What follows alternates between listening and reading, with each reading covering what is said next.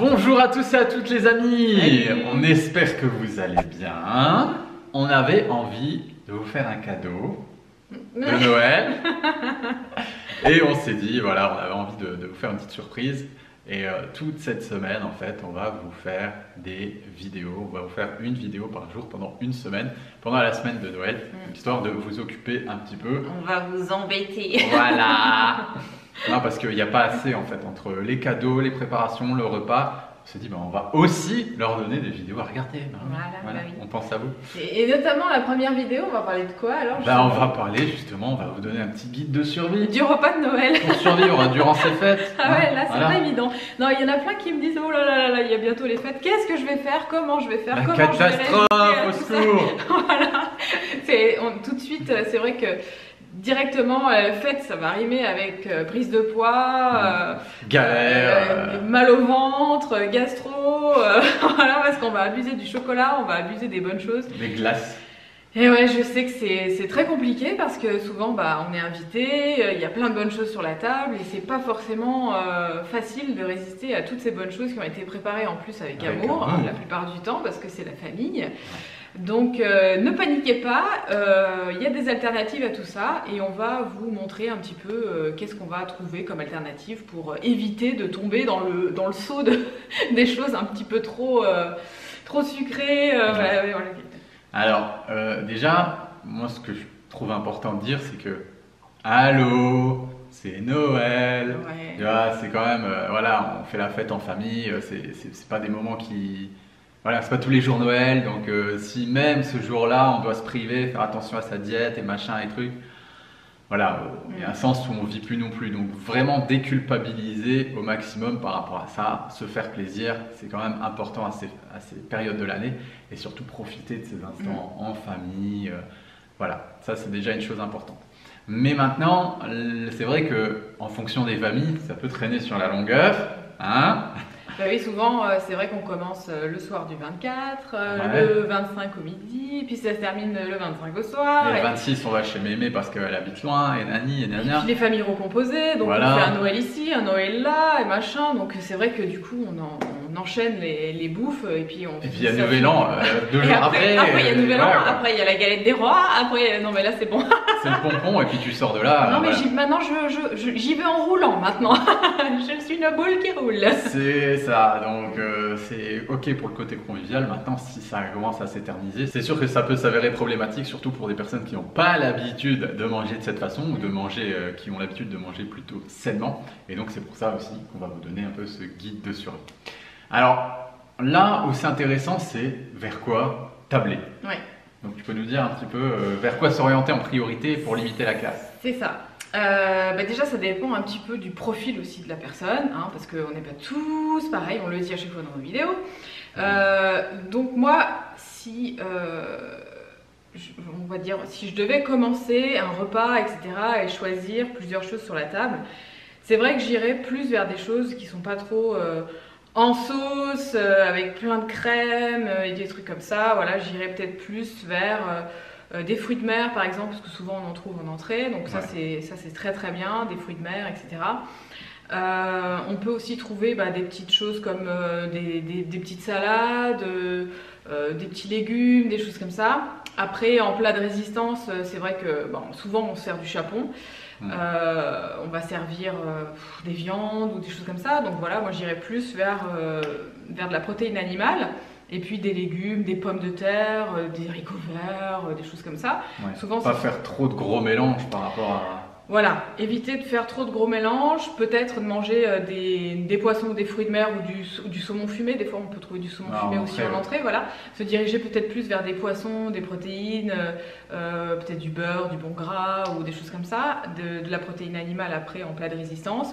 Souvent, on trouve des marrons. Alors c'est bien parce que finalement, c'est des glucides qui sont très très bons. Éviter peut-être de manger trop de pain par exemple à table. C'est ça qui est voilà, on va mettre tout ce qui va être produits céréaliers, etc. un petit peu de côté parce qu'on a déjà pas mal de choses à manger.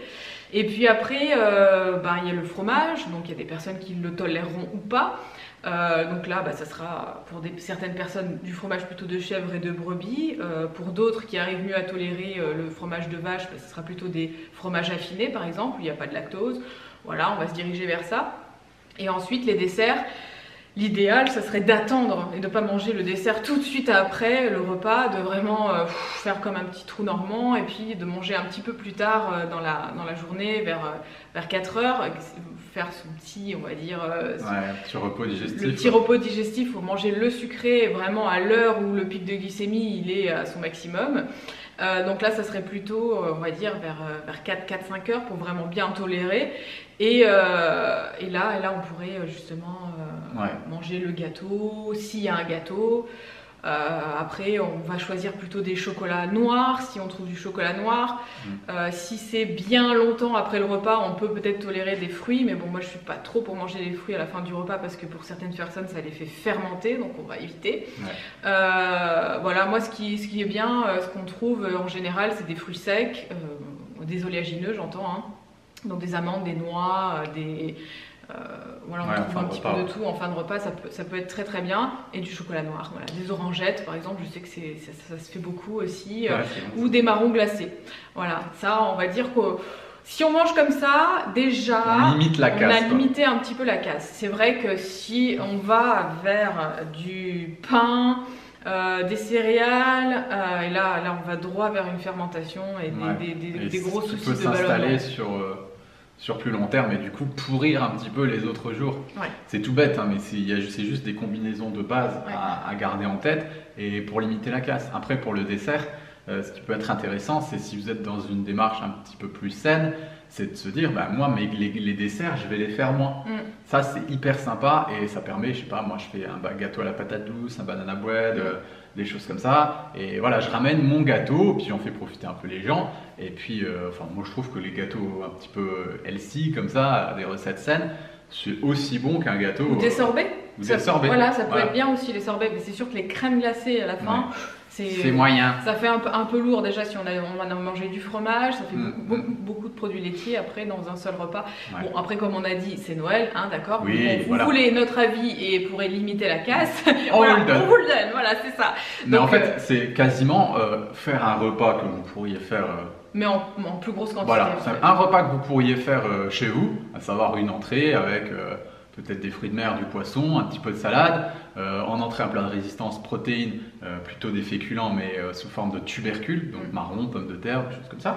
Puis bien sûr, il y aura un peu la sauce de chez Mémé, etc. Un peu de légumes, et puis le tour est joué. Et en dessert, fromage, des fromages qu'on tolère bien, et éventuellement en dessert qu'on aura ramené nous, pas avec de la farine de blé ou des choses comme ça qui sont vraiment problématiques pour les gens qui ont des petits soucis au niveau du digestif. Ou des gens qui font qui ont un mode alimentaire très sain toute l'année et qui du coup sont un peu plus sensibles que la moyenne par rapport à tout ça. Et là, en faisant comme ça, on peut facilement faire un repas le midi, un petit repas de ce type le soir, le lendemain et le surlendemain sans avoir à subir trop d'inconfort digestif. Si c'est le 24 au soir, moi en général, je dirais plutôt aux personnes de manger assez léger dans la journée pour laisser un petit peu de place le 24 au soir. Donc après il y a le 25 au midi, donc là peut-être manger léger aussi au petit déjeuner pour pouvoir manger un petit peu plus le midi et puis le soir soit on se fait une soupe et on va au lit, soit on mange pas du tout parce que voilà je veux dire le repas du midi il est tellement conséquent qu'il est tellement calorique que je pense qu'on a notre apport calorique pour toute la journée en général sur un repas type comme ça, donc on va limiter les dégâts le matin et le soir et puis on va faire un seul repas, on va dire ça sera la Warrior Diet ce jour-là. Voilà, on va faire comme ça. Alors, c'est un peu ce qu'on va faire nous de toute façon. Nous, on est invités aussi dans la famille et puis en général, ça va, c'est des bonnes choses aussi qui sont préparées. C'est que des choses maison. C'est vrai qu'il y a beaucoup de choses sur la table et à ce moment-là, éventuellement aussi, on peut s'accorder bien sûr un petit verre d'alcool. Le Ouais, mieux j'allais dire. étant le vin rouge, hein, qui est quand même un vin qui n'est pas trop sucré comme le vin blanc, qui tape pas autant que le vin rosé, etc. Donc bon. C'est le bon compromis, quoi. Voilà, le vin rouge, c'est vraiment le bon compromis. On va éviter peut-être les alcools forts, les apéros. Voilà, si on veut limiter les dégâts, voilà, on va limiter les apéros, on va limiter tout ce qui va être trop farineux, le pain, tout ce qui va être à base de céréales.